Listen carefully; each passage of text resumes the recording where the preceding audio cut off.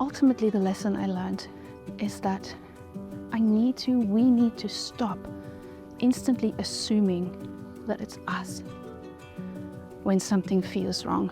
Maybe it is them.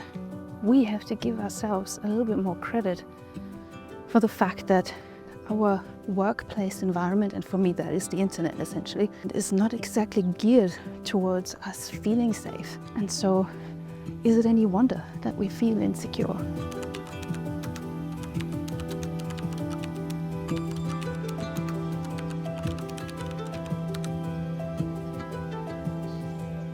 So today is the final day of my little challenge, 15 days to overcome my imposter syndrome.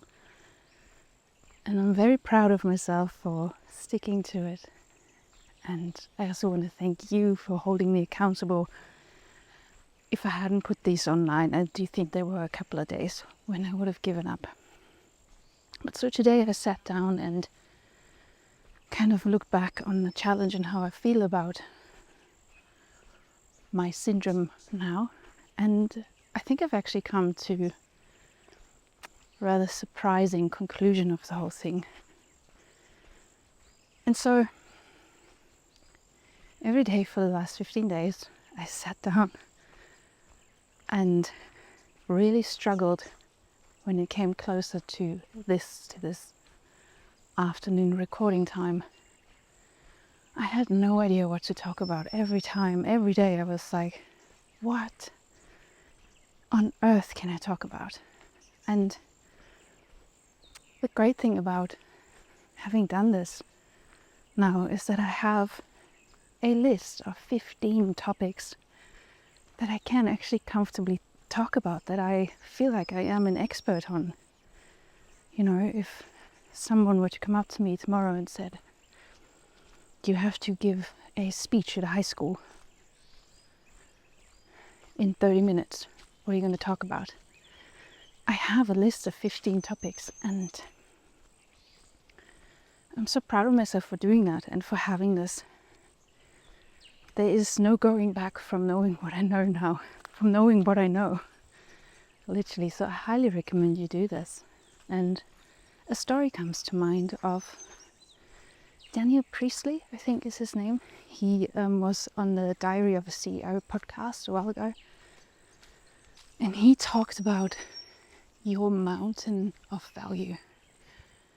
And so he was on vacation in Bali, I think, and he went on a morning hike with a guide to climb a very steep mountain at sunrise. And they got there and it was a beautiful view, and then the guide pointed out another mountain on the horizon, and I think he said something like, from that mountain you can see the most beautiful sunrise over the ocean, or something like that. And so Daniel said to the guide, well, why are we not on that mountain then? Why did we climb this one? And then the guide said, Daniel, you have to learn to appreciate the mountain you're standing on. And then Daniel went on to talk about how often we all forget our own mountain of value. We don't even know what we know. And that's how I felt before I started this challenge. I thought I didn't know anything at all. And so I really would encourage you to do the same. You don't have to put it on the internet like I did, but to really sit down and look back on your own life's experiences is such an empowering thing. But so the surprising conclusion that I drew today as I sat down to look back on what I've learned is that it's not much talked about why imposter syndrome exists in the first place, and what role, you know, our workplace systems and our society and our whole environment actually plays in fostering imposter syndrome within us. You know, when they did this study and found out and gave the child a name, so many groups were excluded from the study. For example, black women weren't even a part of it, whom we now know are hugely affected by imposter syndrome. And the study very conveniently slapped a label on a condition that is actually not, like, it's not that big of a deal. Like, the study and the name made it a bigger deal than it actually is. The feeling of insecurity and vulnerability in the new situation is a common feeling for both genders and for all walks, people from all walks of lives. But now we've put this name on it, and it's a terrible name when you think about it. You know, you have imposter, which is almost like a criminal term. It makes you really feel like you have done something wrong. It really puts the blame on you. And then the word syndrome is this medical, clinical term that almost reminds me of the female hysteria diagnosis in the 19th century, when anything related to how a woman would feel was just given this one term slapped on and called female hysteria. So anything that we might go through. And so the answer to solving imposter syndrome, I think, is not to fix the individual, but to fix the environment that we're moving in.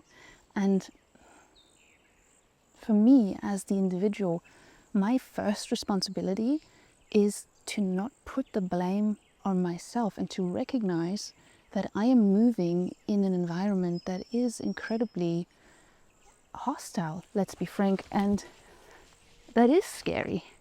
You know, I as an author who has to do all her own social media marketing, I am constantly putting myself out there, and all I have to measure success are these metrics, are these numbers. And so my whole value, my whole worth is often reduced to likes and subscribers and book sales. You know, here I am wanting to get away from maths all my life, and that's why I became a writer, and here I am now reduced to numbers once again. The other thing is that I'm not just doing this for fun, you know, this is not a hobby. I'm putting myself out there because I need to make a living with my creative work.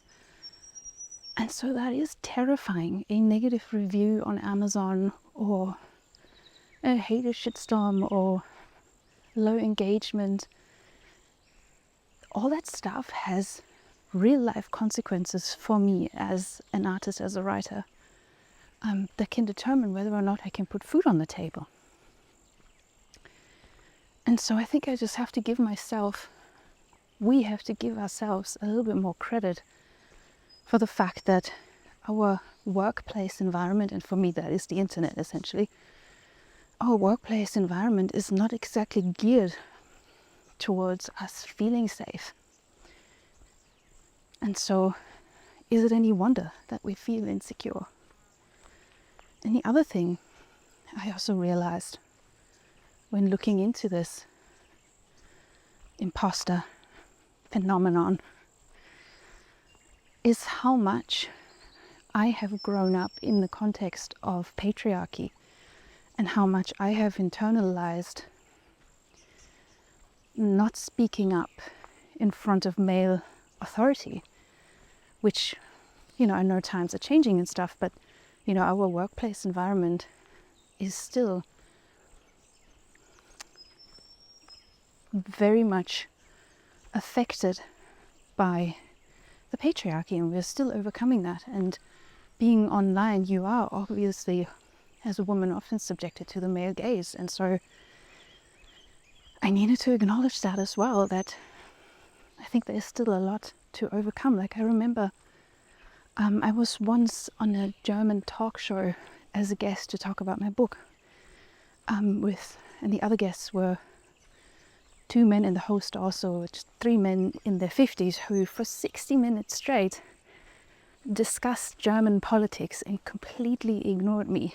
I was just sitting there silently, but I still had an opinion. I still had an opinion on the matter, and I thought about speaking up, but I didn't. I didn't dare to say anything. And it happened to the point that one of the guys actually mansplained my own area of expertise to me. Thankfully that was off camera, but I allowed it. And I realized that that is basically how I've always dealt with male authority, by making myself smaller, which is tough because I'm a tall woman, but by making myself smaller, cuter, or dumber than I actually am. And so I have decided from now on that I refuse to call this, whatever this is, imposter syndrome any longer. And to instead treat any insecurity like that comes up as my inner compass. So if I am feeling insecure about my truth, that usually means that I'm growing, that I am entering a new phase of my life, or I'm doing something that I've never done before. And that is scary and that is normal, but it also means that I'm on the right path.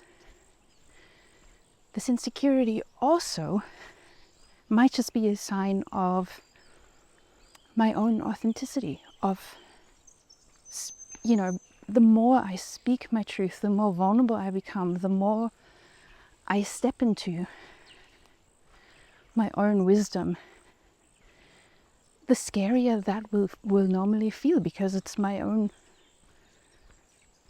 my purest self that I am sharing. And lastly, that insecurity might also just be a sign that something is misaligned between my values and the system, the environment that I'm operating within. And I can take that as a sign that it's time to make a change.